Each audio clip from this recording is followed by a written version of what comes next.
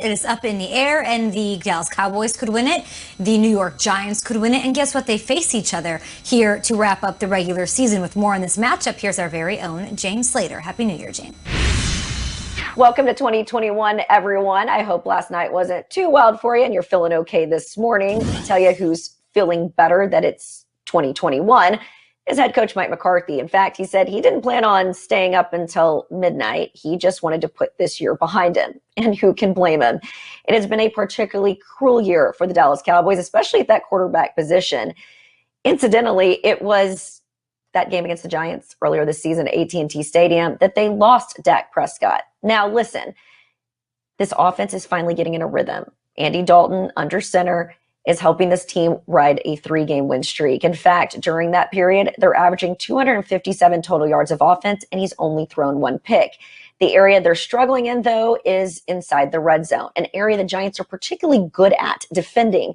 In fact, the Cowboys, since the loss of Dak, have made 31 trips down there. They've converted only 12. Against the Eagles last weekend, they had 5 trips inside of it, settled for field goals 3 times, and they scored touchdowns in 2 of them. Now, they're also really, really good about defending against the run, the Giants. They're 11th in the league.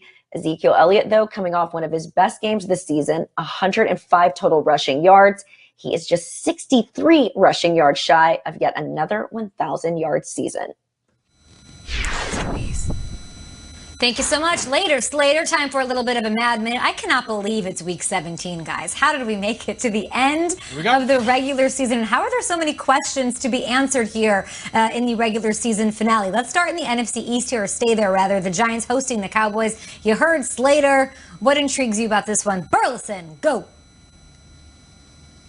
Well, I'm looking at Daniel Jones. You know, I had a conversation with Golden Tate this week, and I just straight up asked him, I said, what do you think about Daniel Jones? Is he in that pocket of quarterbacks where, you know, they're constantly criticized for not winning big games and not taking their game to the next level? You know, the Mitch Trubisky's, Jimmy Garoppolo. He said, no. I'm not saying those guys aren't good, but Daniel Jones is different. Just watch and see how he plays and finishes off the season. So for me, you know, looking at Daniel Jones and what happens with the Giants moving forward, that's who I have my eyes on.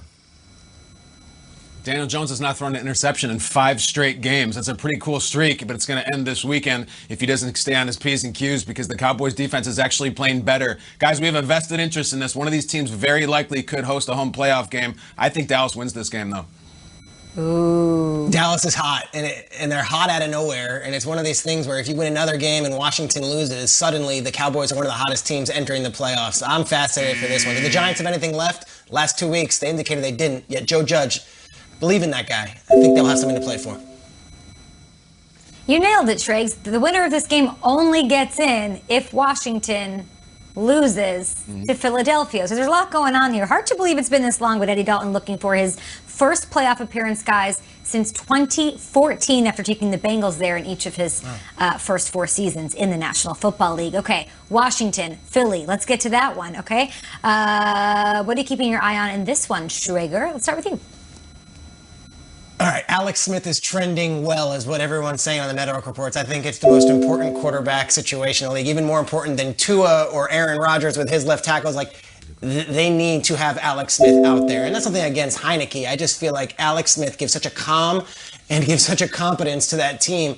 And then if he's out there, I believe that defensive line can wreck shop and win that game alone. And that's the craziest thing. We might be relying in the final game of the season, 256, on a defensive line sending a team to the playoffs. In order for Jalen Hurts to make this really interesting, he's going to have to finish the season strong.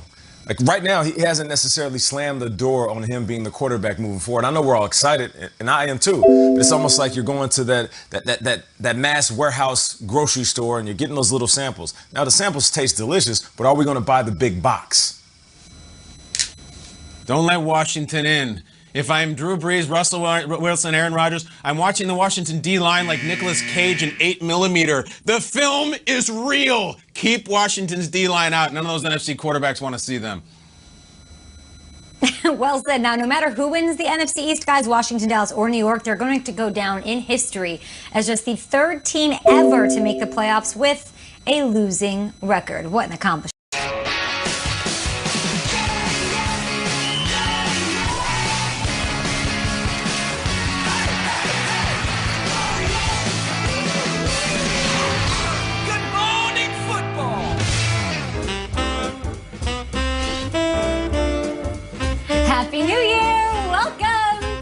2021. That feels good to say. It really does.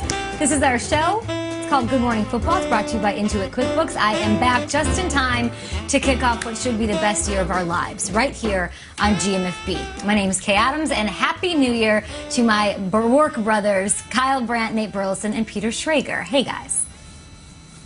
Merry New Year! Let's do it.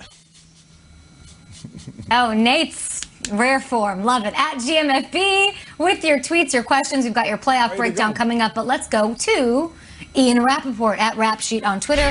He's, of course, our NFL Network insider. Ian, Happy New Year to you. Dolphins going to Buffalo, a massive must-win situation on Sunday. We got some really bad news yesterday on Ryan Fitzpatrick. What's the latest? And Happy New Year. Happy New Year, Kay. And for Ryan Fitzpatrick, obviously a difficult situation right now. He was not at practice yesterday for the Miami Dolphins as they prepared for, as you mentioned, a huge game on Sunday. The reason why, sources said, is that he tested positive for COVID-19. He was later placed on the COVID-19 reserve list, which means he is out for Sunday's game. Not only Sunday's game, depending on the timing of the playoff game, if the Dolphins do, in fact, end up making the playoffs, he could potentially be out for that game as well. Would depend on whether or not the game is the next Saturday or the next Sunday. Obviously, if the Dolphins do make the playoffs, plenty of time to get to that. But he's not a starting quarterback, obviously. And for most teams, almost all teams, this would be a non-issue. But we have seen Fitzmagic come in out of the bullpen, a fresh arm, saved the day for the Dolphins a couple times this year. Brian Flores is committed to Tua. He is their starter. But when they've needed to, just like they did against the Raiders, they've been able to bring Fitz off the bench to come in and give the offense a spark. That is not available Sunday, so it is going to be all Tua for the Dolphins. Miami, of course, clinches a playoff berth with a win up against the Buffalo Bills. Thank you so much, Ian. Good to see you. Let's take a look at this playoff picture and break it down.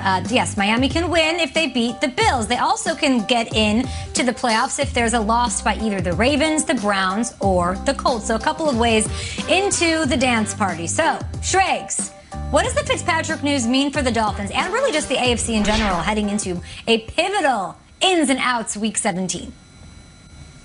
Yeah, welcome back, Kay. And Ian made a incredible point there that any other team you might say, okay, well, the veteran backup quarterback's not there. It's not ideal, but here we go. But we are 6 days removed from Ryan Fitzpatrick saving the Dolphins season in miraculous form out there in Las Vegas in a Saturday night game like we've never seen before.